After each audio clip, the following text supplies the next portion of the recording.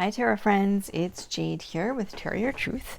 Welcome back to another another episode, another video of my walking through the tarot series. So in this series, in case this is your first time here, this particular series, I'm sort of cramming. I guess I'm studying the tarot, and I'm going through card by card. I've pulled out most of the cards, or a good number of the cards from my tarot collection, and comparing each of them.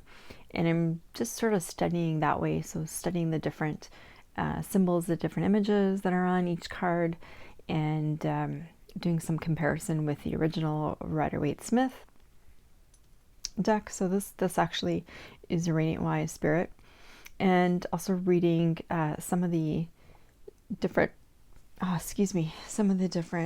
meanings for the cards.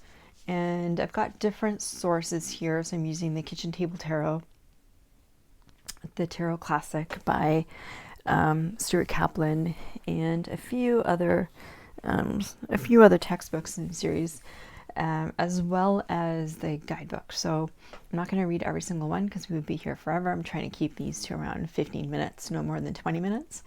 And so without further ado, let's start with that. I also do have, by the way, I'll leave it to closer to the end, is the Ancient Italian and Marseilles decks as well, just so that we can compare those with this and see where these came from.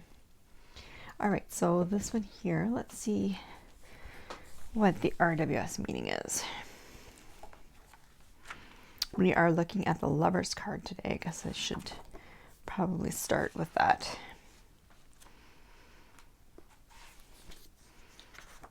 Dum, dum, dum.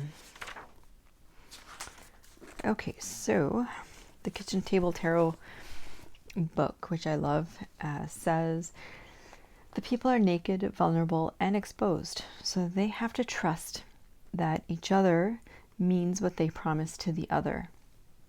This card in a reading is about attraction, sex, self-esteem, and confidence, and rearranging your life to center around joy.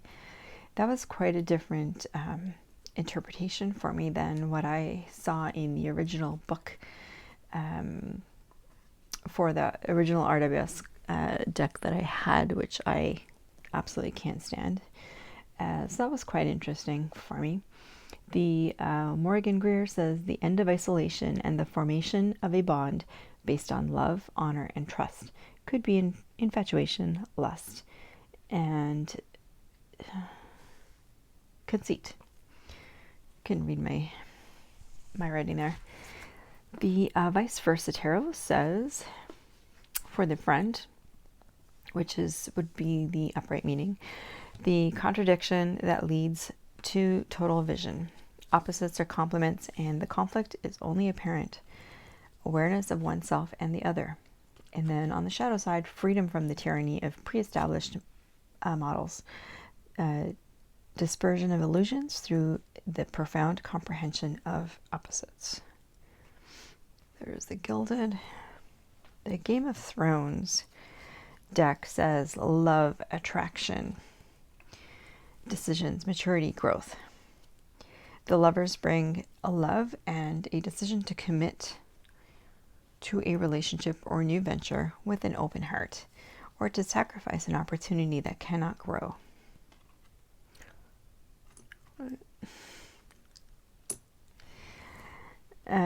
Consider the long-term impact of your choice rather than the short-term gain. If single, the card can predict a new partner, a choice between two loves. Let's look at the Tarot de la Nuit, since I have that card. That is what is showing here. And I'm sorry, these are not.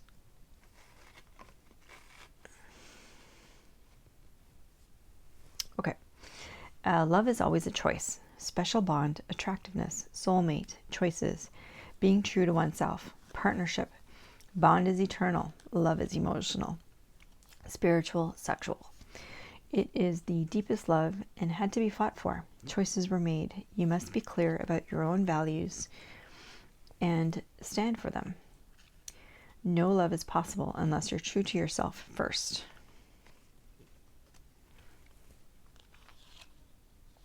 If you're facing a dilemma, honesty is the only way.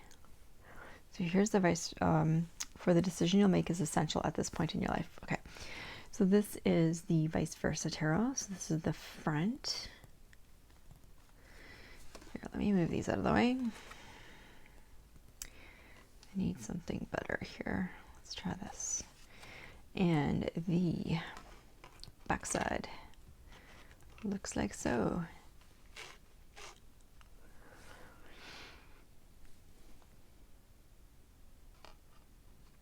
I haven't worked too much with this vice versa deck, but that is one of the things that I need to do very shortly. Is the art history for past lives tarot, the zombie tarot, the everyday witch. Let's see what the everyday witch says. All you need is love. There is love here, both in the physical plane and the spiritual. This can be about romantic love, but it can also be about the power that love brings to heal and protect. These people have chosen to stand together. They may be lovers, siblings, friends. This card can be about trust. Sometimes this card symbolizes all the pieces coming together in perfect harmony. So if you're trying to make a choice, this card suggests a look into your own head and discover which option gives you that magical feeling of completeness and righteousness, or rightness. Sorry, not righteousness. The Hidden Realms. The Tarot Muha. Just for fun, let's see what the Tarot Muha says. I find this a little bit creepy because if you look at this angel, he sort of has his hands up in kind of a benediction, whereas here it's like he's trying to conjure something, which is very weird, or somehow affect them. So the Tarot Muha says, two primal lovers stand together in a garden of bliss. An angel watches but can't prevent them from making choices, both wise and foolish, that contribute to the soul's growth, both as individuals and as a pair. The tree of wisdom offers illumination and dispels illusion, and choosing to eat its fruit lets the real world in. This is the choice that marks the difference between infatuation and true love. The lovers seek to know each other and be known. Soulmates, choosing commitment, temptation of love, the immortal beloved. The Fountain Tarot. The Wild Unknown.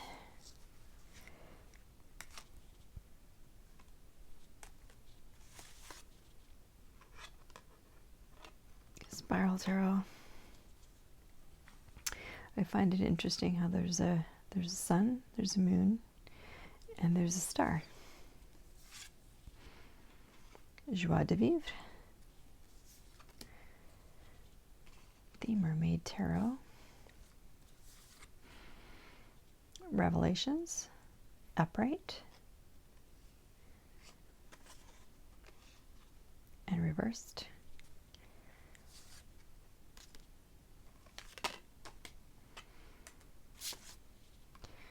Mystical Manga. The Aquarian Tarot. The Muse. Just for fun, the Spirit of Halloween. This has a very different meaning for me. But again, I don't use that for reading at all. It's just kind of a fun purchase. The Dame Darcy. Emerging Toronto artists who have a deck on Kickstarter right now, an Oracle deck. Shadowscapes. Nicoletta Ciccoli. Let's see what that one says, actually.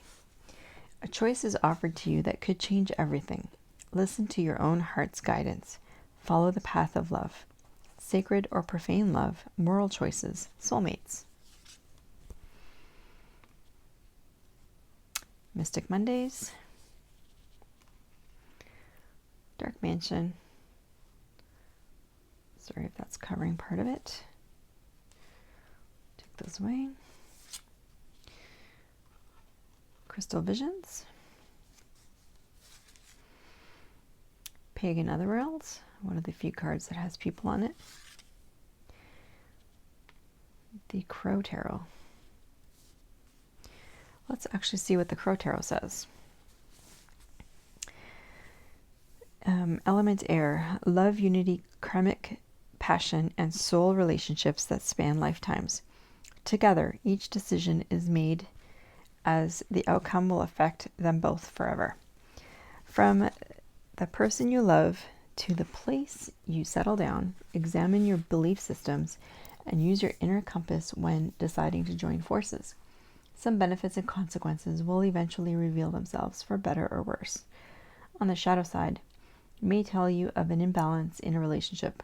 As a result, you may discover you're not being honest with yourself about reasons behind decisions. Check in, meditate, and examine your choices.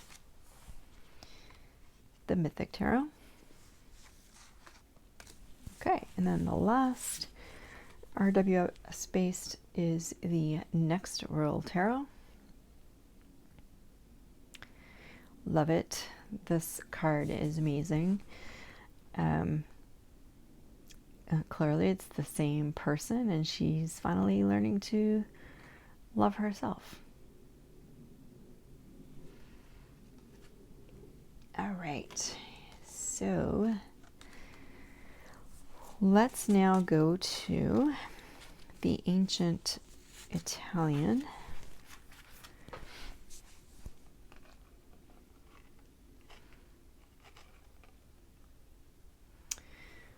And it is interesting because the original card, oh, never mind, it is the Lovers. Okay. So just Cupid. Clearly not Cupid. But the sun is still shining in the background, same there. In this case, you have 3 people, so someone's got to make a choice. Interesting. Okay, and I'll read the those meanings in just a second. There is the Tarot of the Master. I do love how, in this case, the cherub is still, Cupid is still blind, same as he was in the Sopraffino deck. But I love that he's not really pointing at much. There are 2 little lovebirds there. I just love that card. Okay. Let's go to the 1JJ Swiss. Let me just read what that says. Love, beauty, attraction, perfection, harmony, unanimity, unanimity. Hard words to say there for a second. Okay. And if we go to the Marseilles,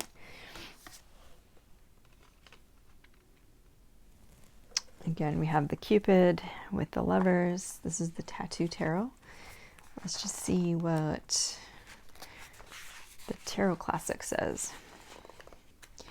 Love, beauty, perfection, harmony, unanimity, trials overcome, confidence, trust, honor, beginning of a possible romance, infatuation, deep feeling, tendency towards optimism,